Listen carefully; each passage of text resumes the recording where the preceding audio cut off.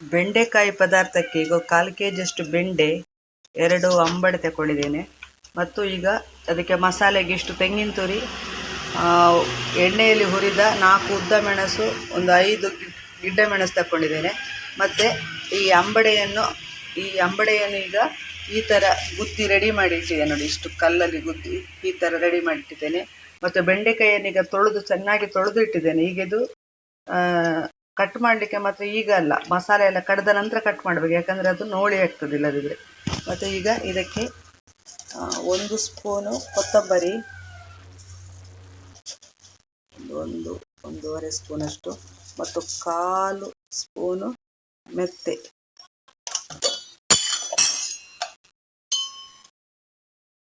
ಇದು ಎಣ್ಣೆಯಲ್ಲಿ ತೆಂಗಿನ ಎಣ್ಣೆ ಹಾಕಿದೆ 2 ಸ್ಪೂನು. ಇದೀಗ ಎಣ್ಣೆಯಲ್ಲಿ ಹುರಿದು ಮಸಾಲೆಗೆ ಮಿಕ್ಸ್ ಮಾಡಬೇಕು. ಎಣ್ಣೆಯಲ್ಲಿ ಹುರಿದಾಯ್ತು, ಇಷ್ಟು ಹುರಿಬೇಕು ಸತರಣ. ಇದನ್ನೀಗ ಮಸಾಲೆಗೆ ಆಲ್ರೆಡಿ ತರಿಯಾಗಿ ಕಡಿತಾ ಇದೆ ಮಸಾಲೆಗೆ ಹಾಕ್ಬೇಕು. ಮಸಾಲೆಯನ್ನು ಇಷ್ಟು ಹದದಲ್ಲಿ ಈಗ ಕಡಿದು ಗ್ಯಾಸಲ್ಲಿ ಇಟ್ಟಿದ್ದೇನೆ.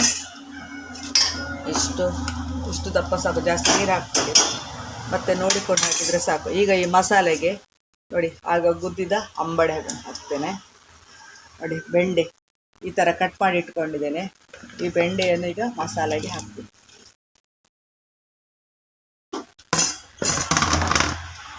ಮತ್ತು ಇಷ್ಟು ಉಪ್ಪು, ಇಷ್ಟು ಉಪ್ಪನ್ನು ಹಾಕಿ ಈಗ ಬೇಯಿಸ್ಬೇಕು. ಈಗ ಇದನ್ನು ಬೇಯಿಸ್ಲಿಕ್ಕೆ ಇಡಬೇಕು. ಇದರಲ್ಲೊಂದೊಂದು ಬೆಂದಾಗ ಈ ಬೆಂಡೆ ಕೆಳಗೆ ಹೋಗ್ತದೆ ನೋಡಿ. ಈಗ ಅದು ಮೇಲೆ ತೇಲ್ತಾ ಉಂಟು. ಒಂದು 5-10 ನಿಮಿಷ ಬೆಂದಾಗ ಅದು ಹಾಕಿದೆ. ಸರಿ ಮಿಕ್ಸ್ ಮಾಡಿ ಬೇಯಿಸ್ಬೇಕು ನೋಡಿ. ಬೆಂಡೆಕಾಯಿ ಕುದಿ ಬರ್ತಾ ಉಂಟು, ಬೆಂದ ಬಂತು. ಅದೇನು ಸ್ವಲ್ಪ ಕೆಲವು ತೇಲ್ತಾ ಉಂಟು ನೋಡಿ, ಅದು ಕೆಳಗೆ ಹಿಡಿಬೇಕು ಸ್ವಲ್ಪ. ಆಗ ತುಂಬ ಫುಲ್ ಇತ್ತು, ಈಗ ಸ್ವಲ್ಪ ನೋಡಿ, ಇನ್ನು ಸ್ವಲ್ಪ ಒಂದು 5 ನಿಮಿಷ ಬೇಯಬೇಕು. ಇದಕ್ಕೆ ಒಗ್ಗರಣೆ ಹಾಕಲಿಕ್ಕೆ ಅದಿಷ್ಟು ಸಾಸಿವೆ,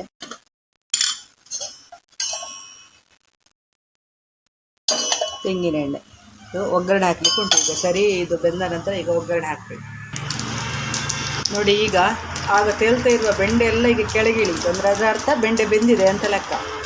ಈಗ ನೋಡಿ ಇಲ್ಲಿ ಸಾಸಿವೆ ಒಗ್ಗರಣೆ ನಾನೀಗ ಹಾಕಬೇಕು. ಈಗ ಒಗ್ಗರಣೆ ಹಾಕಿದೆ. ರುಚಿಯಾದ ಬೆಂಡೆ ಸಗ್ಲೆ ರೆಡಿ. ಕೊಂಕಣಿಯಲ್ಲಿ ಬೆಂಡೆ ಸಗ್ಲೆ ಅಂತ ಹೇಳ್ತಾರೆ ನೋಡಿ. ಇದು ಅಂಬಡೆ ಹಾಕಿದ್ರಿಂದ ಮಸಾಲೆಗೆ ಹುಳಿ ಹಾಕುವ ಅಗತ್ಯ ಇಲ್ಲ. ಬಾಯ್ ಫ್ರೆಂಡ್ಸ್, ಮುಂದಿನ ವಿಡಿಯೋದಲ್ಲಿ ಸಿಗುವ.